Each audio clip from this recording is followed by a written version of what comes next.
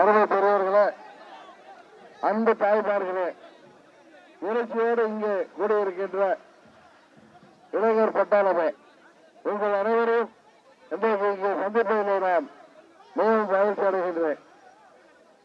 வருகின்ற ஏப்ரல் 18 நாடாளுமன்ற பொதுத் தேர்தலோடு நமது சட்டமன்றத்திற்கும் இடைத்தேர்தல், அதாவது ஒரு மினி சட்டமன்ற தேர்தல் வர இருக்கின்றது. இந்த தேர்தலிலே இந்த துரோக கூட்டணியை, மோடி தலைமையிலான துரோக கூட்டணியை நீங்கள் முடிவுக்கு கொண்டு வர, அதுபோல திமுக தலைமையிலான மதச்சார்பற்ற என்ற பெயரிலே வருகின்ற சந்தர்ப்பவாத கூட்டணியையும் முடிவுக்கு கொண்டு வர நீங்கள் அம்மாவின் வழியிலே இயங்கிக் கொண்டிருக்கின்ற தமிழகத்திலே வாழ்கின்ற அம்மாவின் தொண்டர்களால் 95% தொண்டர்களால் இன்றைக்கு வழிநடத்தப்படுகின்ற இயக்கமாகிய அம்மா மக்கள் முன்னேற்ற கழகத்திற்கு ஆதரவளிக்க வேண்டும். அம்மாவின் பிள்ளைகளால் இன்றைக்கு இயக்கப்படுகின்ற இயக்கம் அம்மா மக்கள் முன்னேற்ற என்கிறது. வேட்பாளர் அருமை சகோதரர் மைக்கேல் ராயப்பன் அவர்களுக்கு நீங்கள் நமது வெற்றி சின்னமாகிய பரிசு பெட்டகம் சின்னத்தில் வாக்களித்து வெற்றி பெற செய்ய வேண்டுமாய் தனிவன்போடு கேட்டுக் கொள்கின்றேன். தம்பி, இந்த பக்கம் சொல்வா, கீழே இருக்குங்க.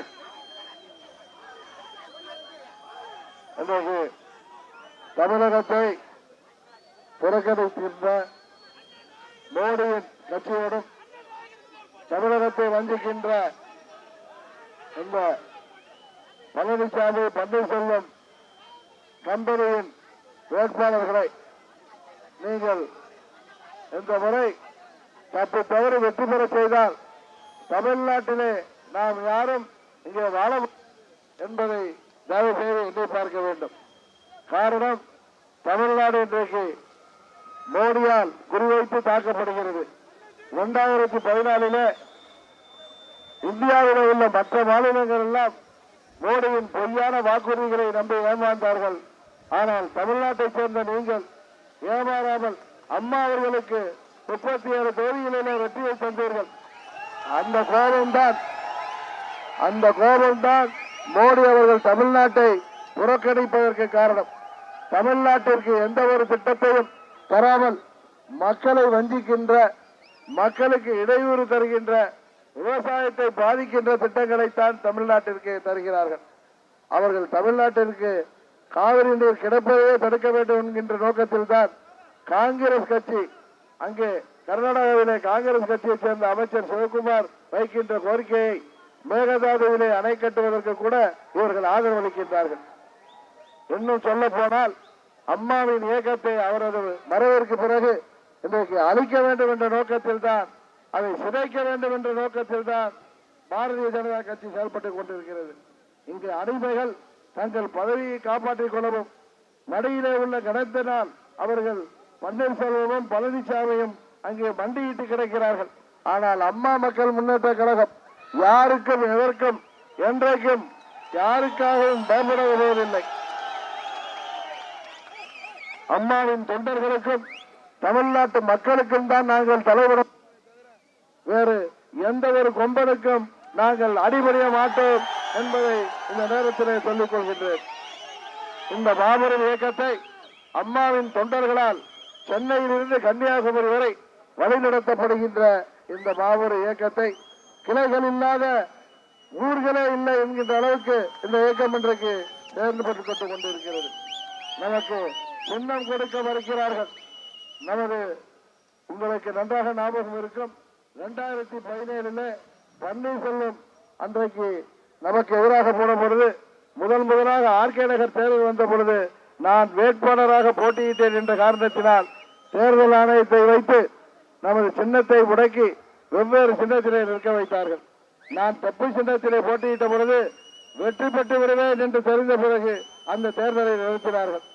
அதற்கு பிறகு நவம்பர் 23 வியாழக்கிழமை 2017 இரட்டை இலை சின்னத்தையும் கட்சியின் பெயரையும் பன்னீர்செல்வத்திற்கும் பழனிசாமிக்கும் கொடுத்தார்கள். 24 அடுத்த நாளே அதாவது வெள்ளிக்கிழமை என்று ஆர்கே நகருக்கு தேர்தல் அறிவிப்பு வந்தது. காரணம், நாம் நீதிமன்றத்தில் சென்று தொப்பி சின்னத்தை பெற்றுவிடக் கூடாது என்று. தொப்பி சின்னத்தை மறுத்தார்கள். ஆனால் புதிய சின்னமான குக்கர் சின்னத்திலே அன்றைக்கு ஆர்கே நகர் தொகுதி மக்கள் நமக்கு மாபெரும் வாக்கு வித்தியாசத்திலே வெற்றியை தந்தார்கள். அதுபோலத்தான் நாம் கட்சியின் பெயரை பதிவு செய்ய விடாமல் இவர்கள் தடுத்து நிறுத்தினார்கள். கடைசி வரை இழைத்தடித்து நல்ல வேளை உச்ச நீதிமன்றம் நமக்கு தீர்ப்பளித்த காரணத்தினால்தான், அம்மாவின் ஆசையோடு நாம் நேர்மையாக போராடிய காரணத்தினால் நமக்கு பரிசு பெட்டகமே பரிசாக கிடைத்திருக்கிறது. இதற்கெல்லாம் காரணம், இங்கே துரோகிகளாக இருக்கின்ற பழனிசாமி, பன்னீர்செல்வம், அவர்களுக்கு தாடியாக இருக்கின்ற மோடியும் சேர்ந்து கொண்டுதான் நம்மை வஞ்சிக்கிறார்கள். காரணம், அம்மா மக்கள் முன்னேற்ற கழகம் தமிழ்நாட்டு மக்கள் ஆதரவோடு மாபெரும் வெற்றி பெறப் போகிறது என்பதை தெரிந்து கொண்டுதான் நமது வெற்றியை வேண்டும், நமது வெற்றியை பாதிக்க வேண்டும் என்ற காரணத்திற்காக கீழே வச்சு மறைக்குது, கீழே வச்சு நமது வெற்றியை பாதிக்க வேண்டும் என்று இன்றைக்கு அவர்கள் திட்டம் போட்டு செயல்பட்டார்கள். ஆனால் தமிழ்நாடு முழுவதும் பாண்டிச்சேரி உட்பட அனைத்து வேட்பாளர்களும் இன்றைக்கு நமது பரிசு பெற்றவர் போட்டியிடுகிறார்கள். அம்மா அவர்கள் 2014 போட்டியிட்டது போல நாம் அனைத்து தொகுதிகளிலும் போட்டியிடுகின்றோம். மத்திய சென்னையில நமது கூட்டணி கட்சியாகிய SDPI அவர்களும் பரிசு பெட்டகம் திட்டத்திலே போட்டியிடுகிறார்கள்.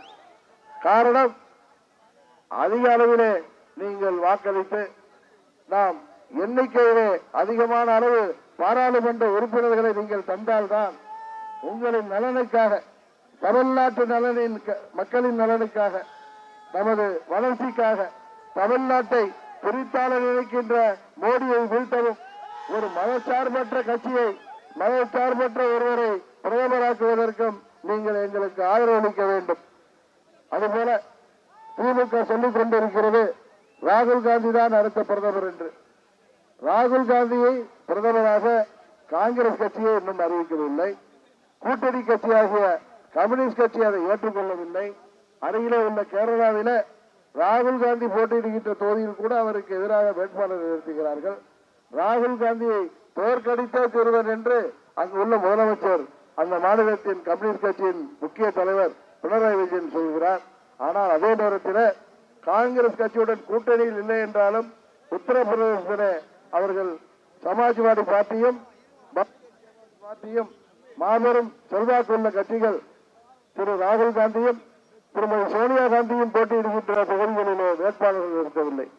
அவர்கள் ஒன்றும் காங்கிரஸை பிரதம வேட்பாளராக ஏற்றுக்கொள்ளவிட்டார் என்றாலும் கூட மதச்சார்பற்ற கட்சி என்ற முறையிலே அங்கே ஆதரவு அளிக்கின்றார்கள்.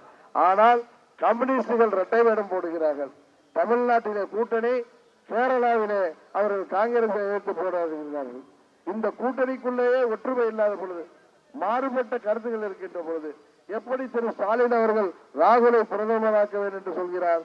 காரணம், இது நாள் வரை தமிழ்நாட்டிலே வாழ்கின்ற சிறுபான்மை மக்களை, சிறுபான்மை மக்களின் காவலர்கள் நாங்கள் என்று சொல்லி ஏமாற்றி வந்த திமுக ஆர்கே நகர் தேர்தலில் அடைந்த படுதோல்வி, சிறுபான்மை மக்கள் இவர்களை நம்பதற்காக அடுத்த பிரதம மந்திரி என்று சொல்லியாவது அவர்கள் வாக்குகளை பெற வேண்டும் என்று நினைக்கிறார். ஒரு பக்கம் தங்களை சிறுபான்மை என்று சொல்லிக் கொண்டிருக்கிறார், மறுபக்கம் நான் இந்துக்களுக்கு எதிரி இல்லை என்று சொல்கின்ற அளவுக்கு அவரது நிலைமை போய். காரணம், ஒரு அரசியல் இயக்கம் எந்த ஒரு மதத்திற்கு எதிராகவோ எந்த மதத்தை தாக்கியோ, மதம் என்பது அவர்களது தனிப்பட்ட உரிமை, ஒவ்வொரு மனிதனின் பிறப்புரிமை, அந்தந்த மனிதன் விருப்பப்பட்டது அவருடைய மத விருப்பம்.